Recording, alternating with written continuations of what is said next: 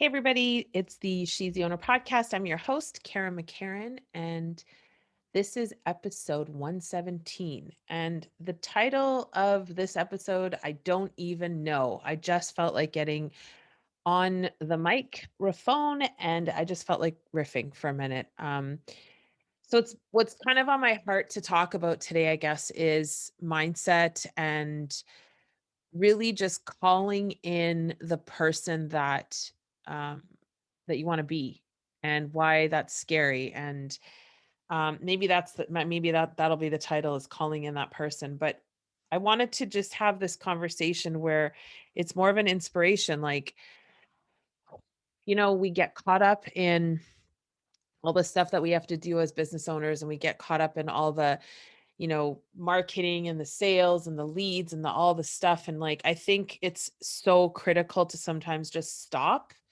and take stock of how kick ass your life really is and how kick ass it's going to be when you kind of start moving some of these pieces around, in terms of like, how you view things and your mindset around it. Yeah, I mean, like, if you're in a situation that you're not happy about, I get it. We've probably, at some level, all been there, right? I want you to start looking at, first of all, how you got there, right? Look around and figure out how you got there. You didn't get there by accident. You got there because there's some divine, I believe, some divine reason for your placement in that situation. Um, a lot of times I talk to entrepreneurs, all mission driven entrepreneurs, pretty much. I would say all of them, not pretty much, 100% of them have come from some type of trauma where they want to help other people get out of whatever it is they're stuck in. And it's interesting because so many of them still have this idea that their story is something to be ashamed of. And it's not. Like, it's so not. It's something that I take pride in my, come up story. I take pride in my childhood. I take pride in all of that. And as soon as you start to realize, like, I think step 1 is always, I want to do the thing. I want to be a coach, or I want to be a consultant, or I want to do something huge. I want to feed people, whatever the thing, whatever the mission is. And you get going and you start thinking, okay, well, I'm going to learn about all the pragmatic stuff. I'm going to learn about all the marketing tools. I'm going to learn about, how to launch my website, how to do this, how to do that. And like, so many people, I feel, skip the important part. And the getting the strategies aren't that's not what's going to make or break your business. I don't believe. And I can say that with some authority. I own a digital marketing company. Like, I'm telling you, that's not why people are successful. So like, why do you think, someone like, Tony Robbins? Why do you think somebody like Tony Robbins? Why do you think somebody, anybody, that Oprah Winfrey, like any of the greats, why do you think that they are successful? It's not because they had the right strategies necessarily. It's because they tell their story. And like, I mean, I hear over and over again from people like, my story is not really that important, but your story, or like the shit you went through, is why you're compelled to help people now. Like, you see that connection? It's not just because you woke up today and decided, oh, I feel like doing something really fucking hard, because being an entrepreneur is really fucking hard. It's not like you woke up and decided, oh, blah. Or a lot of times entrepreneurs will say to me, like, I don't know what I'm passionate about. But if you dig and you have a little bit of a conversation around it, you're going to start to see that the reason you have this compulsion to help people is because you've suffered.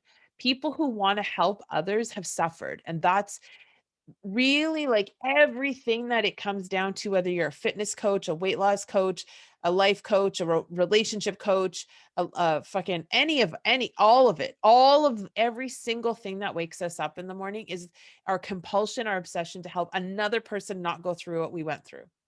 That's it. So when you think, well, what's my passion? I don't have a passion. Why? You do. Think about, like, step 1 is like acknowledging that you want to do something bigger than what you're doing right now. That's step 1. That's where you begin. Step 2 is, okay, well, when you say, well, I don't know what I'm passionate about, just start telling your fucking story. Stop being afraid. Quit being afraid to tell your story. The people who are judging you, they're not in your orbit. They're not meant to be in your orbit. And PS, they're not really judging you. They're watching. Stop being afraid to tell your story. Your story is the thing that brings me in. Like, I've said it a million times. I'm not listening. Let's just say I'm gonna go to a coach that, they're a fitness coach, right? Like, they're here to help you do weight loss. I'm not really like, I'm not pulling in, I'm not tied into them if I think they just have always been fit, if they've never had an issue with food, if they've never had an issue with weight. Like, I think everybody to a certain degree has some type of fucked upness around food. Like, I think most people eat emotionally. That's not a hook for me. That's like a so what? Everybody does that. Great. But if like you've never been overweight and you've never had an issue controlling your weight, and you're trying to teach me how to get out of the psychology of that, I'm not gonna be as hooked into you as somebody who has, like, been 300 pounds and gone like, "Here's what I did," right? If you came to me and I'd never started a business and I'd never done any work on mindset around masculine, feminine energy, and I'd never had the traumatic childhood that I did, and I'm trying to teach you on all that stuff, you'd be like, "Pff, girl, you don't know what you're talking about. You've never done it." And I would be like, "You're right." So, me telling my story, and I just told my story, and I'm right now, we're on day 4 of a 5-day mini course on how to launch your program in 30 days. Yesterday was day 3, and that was, like, why am I doing this? What compels me? Who am I here to or why am I here to serve? And I told my story about my childhood and, like, thinking I was a total fuck up because I was an entrepreneur and I was trying to fit into, like, the mold of everybody else, and then I have all this other trauma around me that just confirmed that whenever I spoke, I should shut up. Like, all of those things, when you get vulnerable and you get honest and you talk about it, those are the reasons people want to work with you. They don't wanna work with you because of a degree you have. Like, hear me. Nobody gives a shit about a degree if you have no life experience and you don't have any no one cares. People wanna see that you've done it.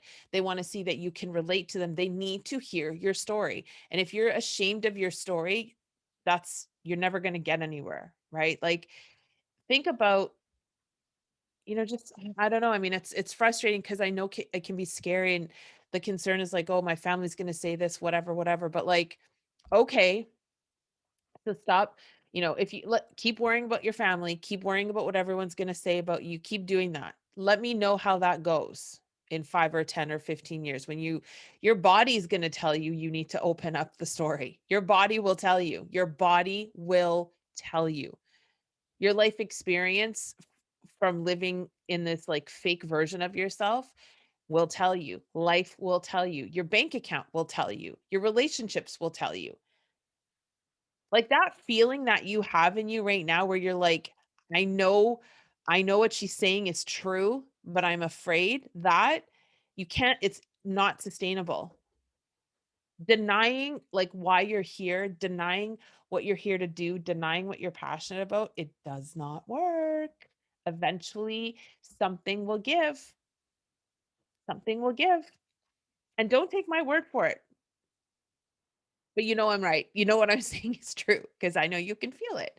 So tell your story, like, get talking. Get talking about, why I don't know, I guess at the end of the day, it's like, why wait? Why are we waiting? There's nothing that's going to happen. And I'm not talking to the women who listen to this podcast who are happily in their job. I'm not talking to you. If you're happy in your job, I'm fucking happy for you. That's amazing. Like, if you feel solid and you feel like purposeful in the work that you're doing and it's for somebody else, that is perfection. Keep doing that. I love it. But if you're some of the women, most of the women I talk to who are like, I don't know why I'm doing what I'm doing. And they'll say, "What's the money?" I'm like, yo, like, you can make money money's easy to make. Oh, well, I have to be responsible. Okay. How responsible is it to like teach your kids to do shit you hate for money? Not very. Well, I have to pay the bills. I have to pay the bills. Okay, well, I don't know what my passion is, but I know I want to help people.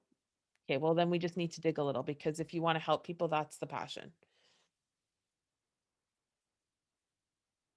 Why are we living in this world, in this life, in this thing that makes you so unhappy? Like, why are you there? I don't get it. I mean, I get it, but I just want you to open your eyes up to the fact that, like, eventually you're going to be old and eventually you're not going to have the same energy that you have right now. Eventually you're going to be resentful. Eventually something, right? Like, why it's not hard. It's just it requires discipline, it requires consistency, and it requires some tools. Like that, if money is the thing that's holding you back from like stepping out on your own, there's so many ways to make money. But it's not money, it's mindset. And like that's what it comes down to is when I started to make these shifts in my life years ago, it was mindset, and I'm still doing it. I'm doing a whole subconscious leveling up right now on my body because I've told myself a story for 20 years about my thyroid radioactive iodine, and yeah, it's a thing, and yes, I took it, but are there people who don't even have a thyroid who are fit? Yes. So clearly that's bullshit. But I was conditioned to think like that about the thyroid by the doctors, and then it just perpetuated, and then I did many things to make myself right. Now, anytime I would put in the effort, I would lose a bit of weight, but my subconscious was still not in alignment. So I would lose a bit of weight and then I would put it back on because my subconscious wasn't. So that's the work I'm doing now, reprogramming my subconscious around what my body's capable of doing. Because here's reality, and this is proof. This is proof that this shit works. My body, when I had gallbladder disease about 4 years ago. I lost 30 pounds really fast and in a really unhealthy way, but that's another story, right? When Kara's thin, it means that she's sick because that's been my 2 experiences. The first time I was skinny that I can remember was when I had Graves' disease, and then I did this radioactive iodine and I got fat. And then the other time I recall being skinny was when I had this gallbladder disease. And so I lost weight again. So it's just a reprogramming, but it's like that with everything. If you think I can only make money working for somebody else, simple reprogramming and it can get moved, right? So I mean, yeah, I mean this podcast is sort of all over the place. I just felt really called to like have a conversation around like why, it's time to stop doing what you hate, time to really look into talking about your story. If you're a coach, talk about your story. If you're struggling and you're not able to like move the needle in your business, talk about your story because that's people want to relate to you because that's what we do. That's what humans do. So, that is it for this episode. I